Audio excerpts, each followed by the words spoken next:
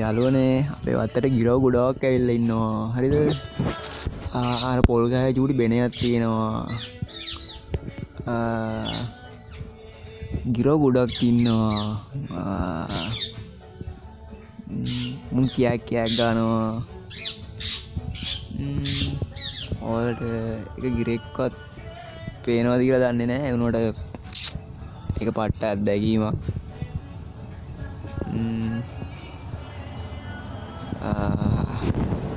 මංගාව කියන්නේ මේ නිදහස් කරපු එහා ගෙදර ඇති කරපු ගිරෙක් හිටියා.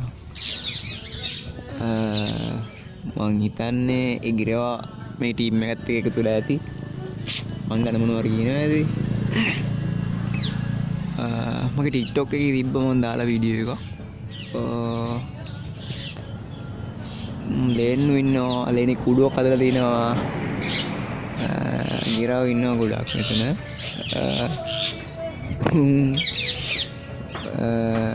උන් සුපිරි. ඇත්තටම සුපිරි. ඒ අත්දැකීම විඳින්න ඕනේ. එයාලා වෙනම ජීවිතයක්, මම වෙනම ජීවිතයක්. මේක මරණ ලෝකයක්. ඒ වුණාට මේ වගේ අත්දැකීමක් මම ඔයාලත් එක්ක බෙදාගත්තා. Thank you.